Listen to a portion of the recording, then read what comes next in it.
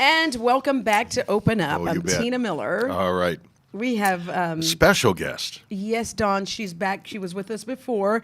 And when she left, she went to 5 different countries. And we want to hear about it.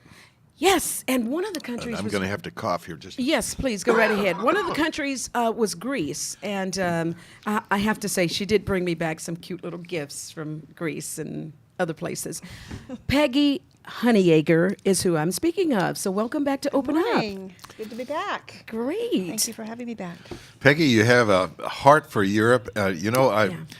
I visited Greece one time, and I got the sense it wasn't really Asian. It wasn't really Europe. It was kind of its own special thing. Did you get that sense too? Yes, and they think that they're very special. Everything started there is the way they believe, and then they have all the antiquities. So it's they're very proud of their country.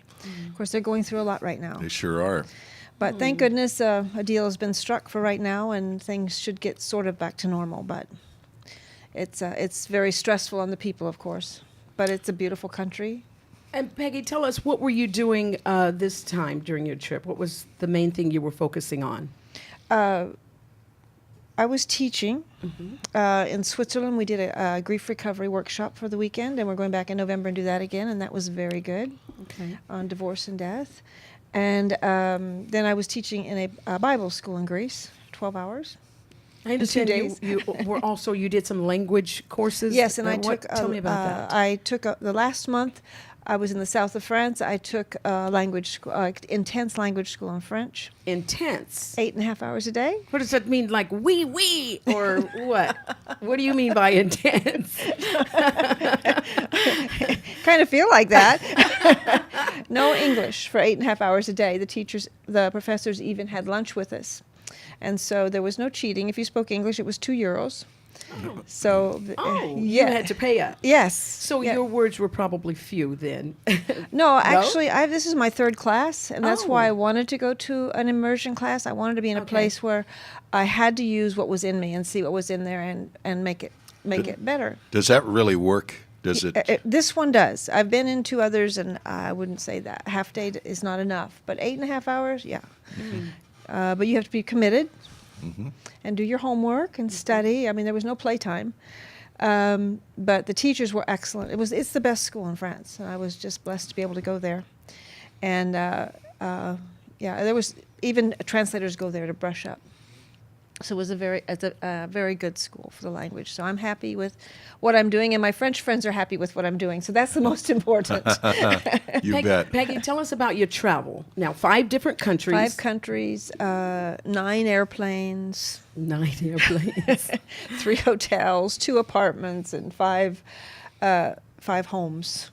Different Staying places where I in- stayed with people. Yeah. Okay. Yes. And what was it like in Greece? You were on the ground there. Yes. You were in... I was in Athens and Thessalonica. You could see the trouble. The country was in trouble. Graffiti everywhere. The people are very unhappy. You can feel it. But it's really a good time to go because everything's cheap. My hotel was 1 block from the water. It was only €50 a night and included breakfast.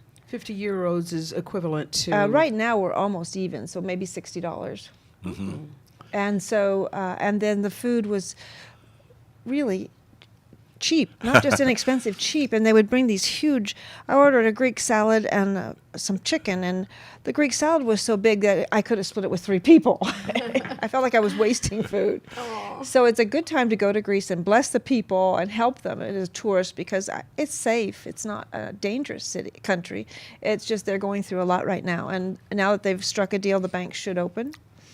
I was supposed to go back in July, but it was the day they shuttered the bank, so I didn't go back. It's been many years ago, but 4 buddies and I toured, and we stopped in Salonika, which, of course, is that coastal town, and there was this little restaurant, and they had their food displayed, and we went, we'll take that and that and that and that and that and that, and they just started bringing stuff, and I think we all had about 4 Pepsis apiece and went through about 4 bottles of wine among us all, and the bill came of $7. Yeah, really, it's amazing. Yeah, and so the people are wonderful. They're very friendly, and Yes. so that was great. And also we're in Switzerland, which is Switzerland. great. And I don't want to get in trouble. Probably one of the most, they say it's the most beautiful country because God had to take everything and squeeze it into a little place. So it's really beautiful. And I spent my birthday in Switzerland. Happy birthday to you, too. Oh, thank you. Tell us what happened. How did they celebrate your birthday with you? Well, I didn't tell the people, the pastors, that it was my birthday. I thought, no. And so when she picked me up at the airport, she says, my husband found something out about you. Well, Facebook tells everything, you know. And so they planned the day with me, and they took me to the Swiss Grand Canyon, which I got to hike up to. And then we were in the French part of Switzerland, so we had an amazing meal. And my birthday cake sort of thing was a meringue with ice cream and raspberry sauce with a sparkler in it. Over there, they use sparklers instead of candles, so be careful when it's your birthday. You know, Peggy, I want to ask you, here in America, you hear it so often, national pride, we've got the greatest country in the world, and yet, when you travel abroad, you just find so many wonderful things about other countries that, in fact, are really in advance of where we are. Their food safety, things like that, they're far more stringent, and the food is far more safe and things like that. What do you find when you travel and when you compare? Well, I think that every American needs to leave this country to appreciate it, number one, and number two, to broaden their vision. The world didn't start with America. I love America. I bleed red, white, and blue. I'm not against America. But when you get out, you know, there's so many different cultures that you can experience and embrace the cultures.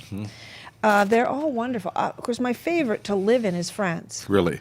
Because it's so laid back. The food's amazing. It's all very healthy. They don't allow any of the chemicals in that. And it's very laid back. You will never be asked to leave a restaurant. Once you're at a table, that's your table for the night. And in fact, sometimes you have to ask about 3 times for the check because they don't want to rush you. So it's a whole different culture and mind thought, you know. And Italy, everybody's so friendly. I mean, every culture has its own personality. Peggy warned me. I visited France and found it a bit unfriendly, and she said, "Well, you didn't say bonjour when you first asked your question, or merci. You know, when you were done, you just and they find that blunt. They find that offensive, rude. They find it rude, so they react rude. It's not that they're rude, because when you do it their way, that they're used to and they know, just like with us, we're the same way. Sometimes we're a little more tolerant of other countries and languages, but they, you know, when you just try to say their language, they'll speak English. But if you don't, you might be in trouble.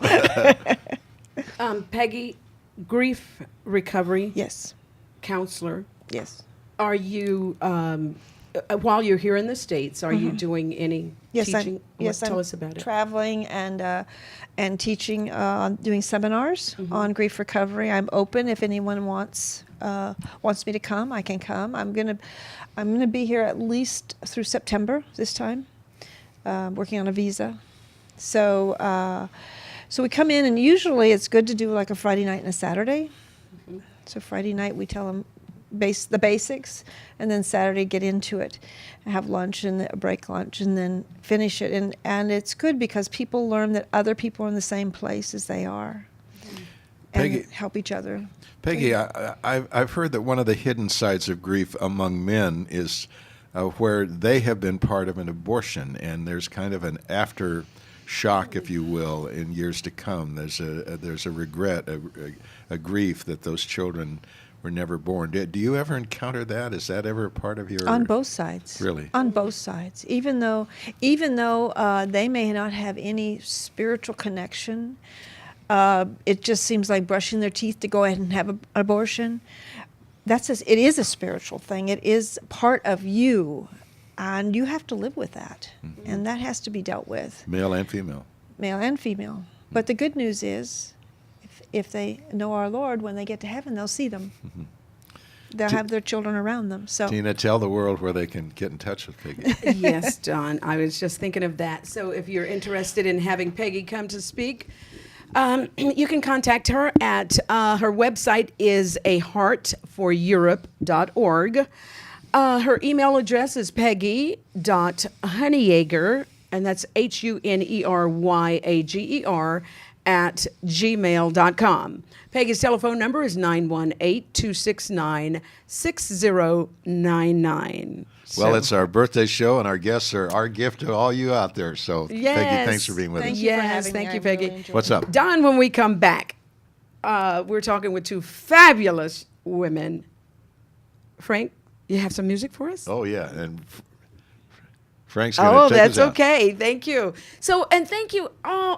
So many of you have checked in with us and said you like us. So thank you for voting us your favorite pair on the air. All right.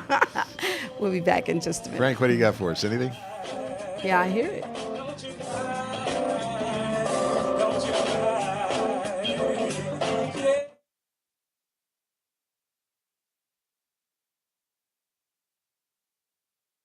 The Bakersfield Californian is a great read on the iPad, but did you